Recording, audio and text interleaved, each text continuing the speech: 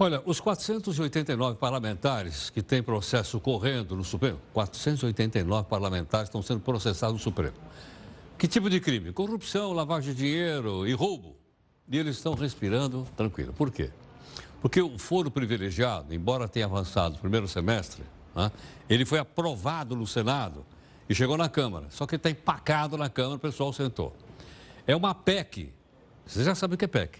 Projeto de emenda constitucional. Ela precisa de 2 votações, 3/5, senão não entra. Ela pretende acabar com o tratamento judicial especial para políticos que cometeram crimes comuns. E o que é pior, não tem data para sair da comissão. Você fala, qual é a comissão? Constituição e Justiça na Câmara. Dá uma ligada lá, manda um zap. Né? Está desde junho, sem relator até agora. Bom, logicamente que ninguém quer fazer isso andar.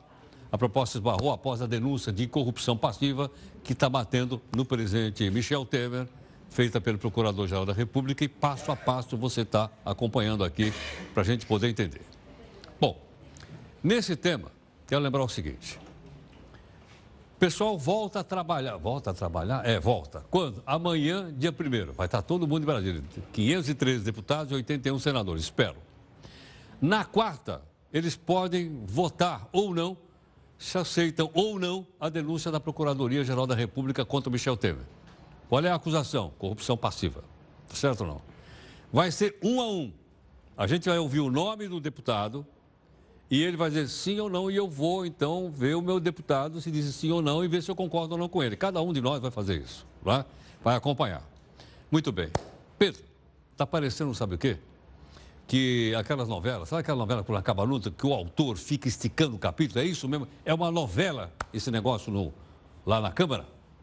Olha, Heródoto, vai depender da audiência. Nos próximos dias, mais um capítulo importante dessa novela da crise política brasileira. O presidente Temer é o protagonista da trama, vilão ou mocinho.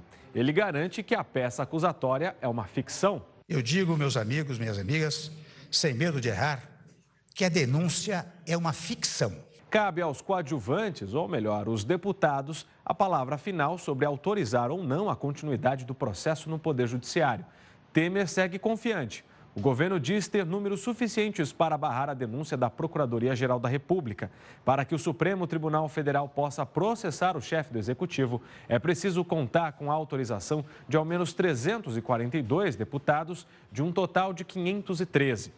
No plenário, a oposição conta com cerca de 80 votos, caso não haja desistência nos partidos da base, o que é bastante improvável.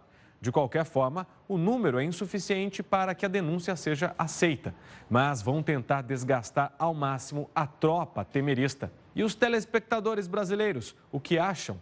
Uma pesquisa feita pelo Ibope mostra que 81% dos entrevistados são favoráveis ao processo. Mas Temer já deu uma demonstração de força ao obter vitória na Comissão de Constituição e Justiça no dia 13 de julho. Precisou trabalhar nos bastidores, trocando deputados críticos por suplentes mais simpáticos ao governo. Assim, foi possível vencer de goleada, 40 votos a 25. E tudo indica que desta vez não vai ser diferente. O PMDB conta com uma base ampla na Câmara. A legenda tem a maior bancada da casa, com 62 deputados. Somados estes votos ao dos principais aliados, 46 do PSDB, 38 do PR e 37 do PSD, o Planalto conseguiria 183 deputados, número mais do que suficiente para barrar a denúncia. Temer continua agindo para garantir uma nova vitória expressiva. Na noite do último sábado, por exemplo, ele convidou o senador Aécio Neves para um jantar no Palácio do Jaburu. Quer a ajuda do senador para segurar o PSDB no governo. Além de Aécio, Temer convidou também para o encontro os ministros Moreira Franco, Antônio Embaçaí e Bruno Araújo, além do presidente da Câmara, Rodrigo Maia, que não compareceu. A oposição quer mudar esse cenário. Eles têm algumas alternativas para conseguir ao menos uma vitória parcial. Podem tentar barrar a votação, não registrando presença no plenário. Mas esta manobra dependeria da colaboração de deputados mais rebeldes. Afinal de contas, toda novela tem um personagem do contra. Enquanto isso, os brasileiros aguardam ansiosamente as cenas dos próximos capítulos. E você, Heródoto, acha que está mais para vilão ou mocinho? Não faço a menor ideia. Vamos ver o que vai dar. Nós vamos acompanhar passo a passo aqui, né? e você vai ter essa informação. Em todo caso, nós hoje ligamos e pedimos 2 zap, um para oposição e um para a situação.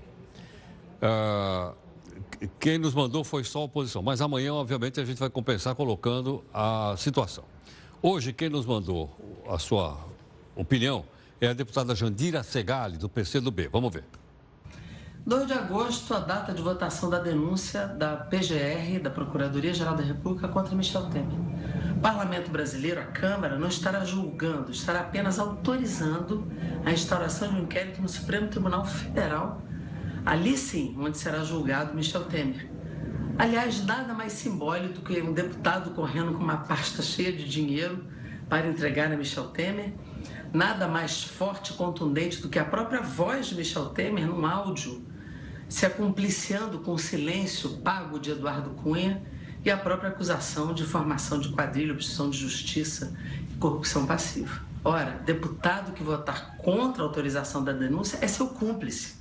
E a nossa estratégia da oposição é que haja transparência, que cada deputado bote o seu rosto, a sua digital e diga ao povo brasileiro se é cúmplice dessa corrupção ou se quer que seja investigado. A estratégia da oposição é essa transparência, é permitir que 81% da sociedade brasileira que já se manifestou pela apuração da denúncia tenha impacto na posição do deputado. Nós faremos o que é melhor para o povo brasileiro, a investigação. Bom, amanhã o espaço está reservado, então, aqui para o pessoal da situação, que a gente não conseguiu hoje, apesar de termos pedido lá e falado com vários. Quem está aqui conosco é o professor da faculdade, das faculdades, o branco professor Pedro Costa Júnior. Pedro, obrigado mais uma vez pela gentileza. Satisfação, bem-vindo aqui pelo momento. Satisfação. Pedro, o que vai dar isso aí? Há alguma... Já há um tempo nós vamos acompanhando, né? E o prognóstico é que o Temer vai acabar levando. Isso. Mas não se sabe se vamos dizer assim, se a folga vai ser maior, se vai ser menor, que isso pode ter desdobramentos numa vida política. Que avaliação você faz? Olha, Heródoto, ele leva, mas não ganha. Leva, mas não ganha? É. Ele deve escapar desse processo a duras penas, né? A duras penas, sobretudo, para os seus aliados, né? Aqueles que vão defender e vão apoiar até o último minuto um governo capenga, né? E aí nós estamos falando de quem? Nós estamos falando dos partidos da base aliada, dos deputados que vão um a um votar amanhã, depois de amanhã, né, na quarta-feira, e vão ter que dar a cara a tapa, vão votar pela não investigação, porque nós não estamos falando do impeachment, né? Nem estamos falando de caçar o presidente Temer, nós estamos falando de abrir uma investigação. Essa gente que vai votar lá, os deputados, são contra sequer a abertura de uma investigação, de uma mala de R$500 mil, que era carregada pelo assessor pessoal do presidente e que sumiu, tá? Então, quem vai pagar caro vai ser esses aliados. Nós estamos falando do PSDB, por exemplo, que está compondo o governo, que defende o governo até o último minuto. O relator é do PSDB, ele é contra a abertura da investigação. O PSDB do governador do estado, Geraldo Alckmin, o PSDB do prefeito da cidade de São Paulo, João Dória, o PSDB do Aécio Neves, que ainda é o presidente do PSDB, presidente afastado, mas ele não foi deposto do cargo, ele ainda é presidente, que inclusive hoje foi dada uma ordem contra ele para que ele volte para a cadeia, né? Então, esses partidos aliados, né, o Solidariedade, hoje nós tivemos aí, fiquei até solidário ao deputado que tatuou, né, no seu braço, não é isso? Tatuou no seu braço... Tatuou o Temer, é isso? O Temer, né? A gente viu, a gente está em todo lado aí. Solidariedade daquele ilibado sindicalista, Paulinho da Força, né? Então, essa gente vai pagar caro porque eles estão apoiando. Nós acabamos de ter com o Pedro aí, né, o meu xará, acesso a essa pesquisa importantíssima, que 81% da população é a favor dessa abertura. Da abertura da investigação. Da investigação. E esses deputados destes partidos, PSDB, Solidariedade, enfim, PP... PMDB, claro, PMDB é o partido do governo, eles vão bancar o presidente até o final. Então vai ter um custo caro. Mas vai ter troco ou não? Na eleição do ano que vem ou até lá o pessoal já esqueceu tudo? A aposta deles... E todo mundo vai se reeleger e vamos ficar mais 4 anos lá dirigindo o país. A aposta deles é que o brasileiro tem memória curta, né, Heródoto? Exatamente, memória curta. Até teve um desses deputados que deu uma entrevista na Folha agora, aí, recentemente, para o Bernardo de Mello, dizendo exatamente isso. O repórter perguntou, você não teme que haja retaliação nas urnas em 2018? Ele disse, não, o brasileiro tem memória fraca, eu vou apoiar o Temer agora, todo mundo vai xingar, mas depois eles não vão nem lembrar, vão votar na gente de novo. Bom, a gente espera que essa maior politização que tem tido no país, com, enfim, os meios sociais, internet, depois da Lava Jato, depois da polarização que tem tido no país, né? Tudo isso possa ter tido um maior discernimento para que nas próximas eleições nós possamos votar melhor. Agora, Pedro, acho que também eles estão jogando com a possibilidade da economia se recuperar. Se a economia se recuperar, meu amigo, pode chover chuva e canivete que não tem problema, certo ou não? Mas parece que, infelizmente, a gente está dizendo isso, infelizmente, a recuperação econômica está acontecendo de uma maneira muito lenta. Muito mais lenta do que a equipe econômica gostaria e achou que poderia ocorrer. Isso. Esse é o ponto nevrálgico, Heródoto. Sua colocação é excelente, né? Você foi no ponto, porque é o seguinte, né? Esse governo do Temer, por isso que ele ganha, mas ele leva, mas não ganha. Ele é um governo impopular, ele é um governo ilegítimo e é um governo ineficiente. Ele é impopular porque o presidente Temer hoje tem 5% de aprovação popular. É recorde. Quer dizer, nem a presidente Dilma, antes de ser destituída, tinha uma aprovação popular tão baixa. Ela chegou a 8%. É verdade. Nem o Fernando Henrique Cardoso, no final do segundo mandato, que também empatou com a Dilma. O Fernando Henrique tinha 8%. Nem o Fernando Henrique chegou a tanta impopularidade. O Temer consegue ser mais impopular que Fernando Henrique e Dilma. Ele conseguiu chegar em 5%. Então, esse governo é um governo extremamente impopular. Ele é ilegítimo porque o governo que foi eleito, cujo ele era vice-presidente, defendia bandeiras opostas ao que ele está fazendo. O projeto vencedor nas urnas defendia propostas, essas célebres reformas que esse governo tem propagado, reforma trabalhista, reforma da Previdência.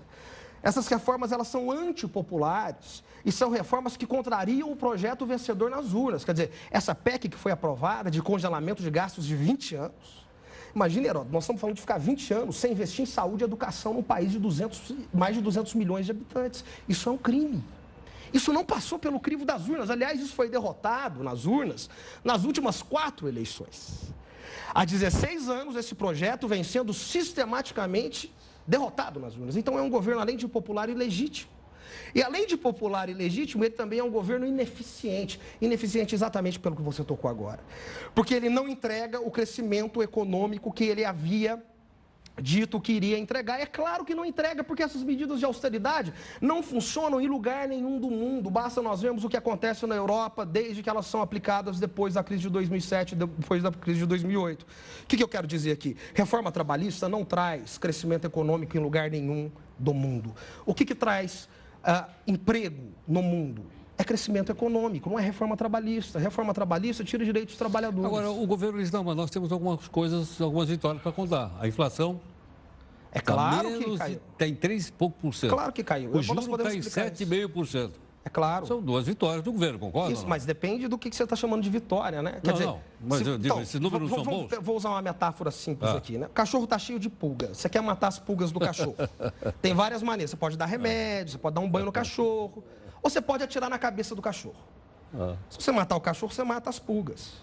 Então, se você quebrar o Brasil, é claro que a inflação vai cair. Ninguém tem dinheiro para comprar, o desemprego bate 13 milhões, ele já recebeu o desemprego em 13 milhões. Olha, vamos pensar, não, mais ou menos. Mais ou menos. Com 13. Mais ou menos. Está com 14. Não, essa narrativa tem que ser bem contada, né? Se nós formos para 2014, quando a presidente Dilma foi reeleita, a taxa de desemprego no Brasil era menos de 5%. É verdade. Sabe, pleno emprego. Pleno emprego, em termos keynesianos. Né? É verdade. 2015, não houve governo. Desde o dia que ela foi reeleita, a ordem do dia, proclamada pelo Aécio Neves e pelo Eduardo Cunha e pelo Michel Temer, né, que arquitetaram isso, era o impeachment. sobretudo pelo Aécio, que foi o capitão ali no primeiro momento desse movimento, né? O grande Aécio Neves, né? Esse que falou que ia matar o primo aí, numa dessas ligações aí, né? Ele é que disse. Então, nós estamos falando do quê? Nós estamos falando de 2015, houve uma situação de ingovernabilidade absoluta. Então, nós saímos de 4,5%, quando a coisa era governável, né? Para 13 milhões de desempregados, com essas políticas do senhor Meirelles, que hoje, pouca gente está chamando atenção para isso, mas está na capa de todos os jornais. Ele diz o quê? Que vai ter que aumentar o déficit, aumentar a dívida, porque nós vamos fechar no vermelho. É claro que nós vamos fechar no vermelho. Por quê? Porque a arrecadação caiu.